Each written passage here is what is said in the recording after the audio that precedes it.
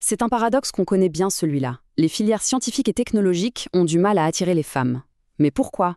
On pense souvent avoir la réponse, mais voilà que deux rapports gouvernementaux tout récents viennent bousculer nos certitudes avec des données assez surprenantes et des pistes de réflexion vraiment fascinantes. Alors, allons-y, allons droit au but avec une question toute simple, presque provocatrice. Qui est le plus fort en maths, les filles ou les garçons? La réponse, vous allez le voir, elle est loin d'être simple. Et elle est surtout très, très contre-intuitive. Et oui, la réponse, c'est les filles. Ce n'est pas d'une impression, hein. Un rapport officiel du ministère de l'Éducation est formel là-dessus. En maternelle et au tout début du CP, elles ont de meilleurs résultats en maths que les garçons. C'est un avantage de départ qui, franchement, ne colle pas du tout avec l'image qu'on se fait, et c'est là que toute l'histoire commence. Mais alors, que se passe-t-il? Parce que cet avantage, il ne dure pas. Au contraire, la tendance s'inverse, et de manière spectaculaire. C'est ce que les rapports appellent un véritable grand retournement, et c'est le cœur du mystère qu'on va explorer ensemble. Et ce retournement, il est d'une rapidité foudroyante. Regardez bien. Au début du CP, les filles ont encore 4 points d'avance. Mais quelques mois plus tard, à peine, à la mi-CP, hop, les garçons sont passés devant, avec 10 points d'avance.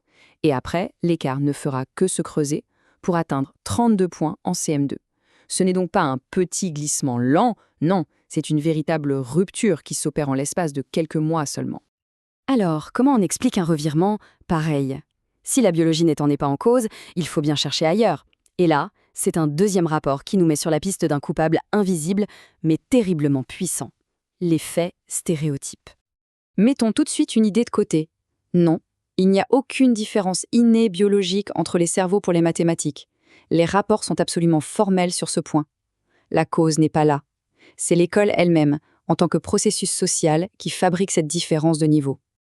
Cette formule, elle est tirée d'une étude et franchement, elle est saisissante. Elle résume parfaitement la logique interne qui peut s'installer dans la tête d'une élève.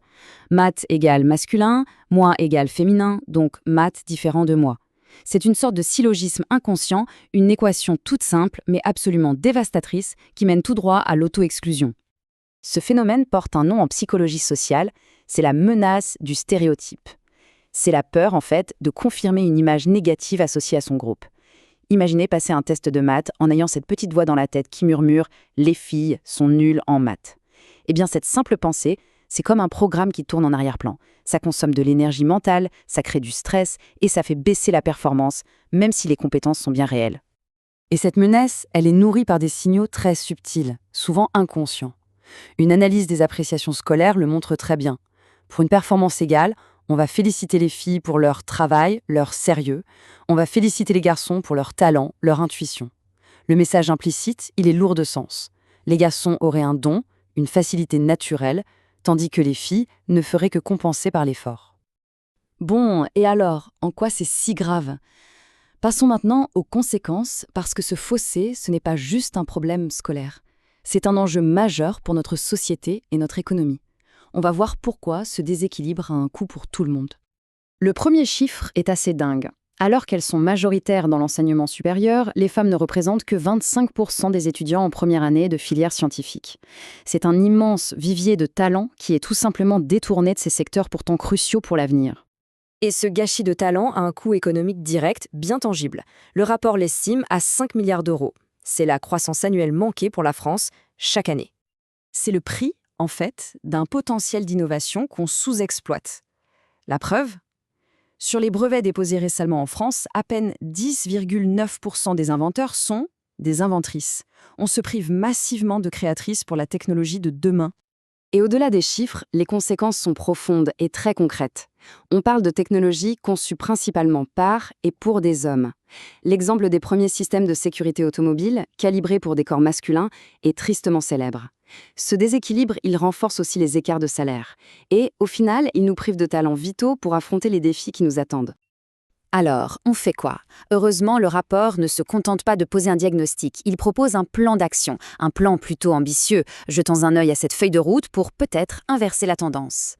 La stratégie proposée s'attaque au problème sur 3 fronts en même temps. D'abord, fixer des objectifs chiffrés vraiment ambitieux. Ensuite, agir sur les mentalités en déployant massivement ce qu'on appelle des rôles modèles. Et enfin, transformer les pratiques au cœur même de la salle de classe. Et les mesures proposées sont fortes. Par exemple, garantir au moins 30% de femmes dans les prépas scientifiques d'ici 2030, en allant jusqu'à proposer des quotas ou des bonifications si ça ne bouge pas assez vite. Le but, c'est d'envoyer un signal sans ambiguïté, les femmes sont attendues et indispensables dans ces filières. Point. Et parmi les actions les plus efficaces, il y a les rôles modèles. L'impact est juste spectaculaire. Une étude a montré qu'une seule visite d'une femme scientifique dans une classe suffit à augmenter de 30% la probabilité que les filles de cette classe s'orientent vers une prépa scientifique. Une seule visite. C'est direct, c'est mesurable et c'est incroyablement puissant. Enfin, le changement doit s'opérer au quotidien, dans la classe. Ça passe par la formation de tous les enseignants, la révision des manuels scolaires, mais aussi par la façon d'évaluer. L'idée, c'est de réduire les tests chronométrés à forte pression qui activent justement cette fameuse menace du stéréotype au profit d'exercices plus collaboratifs, moins compétitifs. Le constat est donc clair. Le fossé des genres dans les sciences, ce n'est pas une fatalité, c'est une construction sociale. Et la bonne nouvelle, c'est que les solutions existent. La question qui demeure, et qui au fond nous concerne tous, c'est celle-ci. Puisque les stéréotypes s'apprennent, que faudra-t-il collectivement pour réussir à les désapprendre ?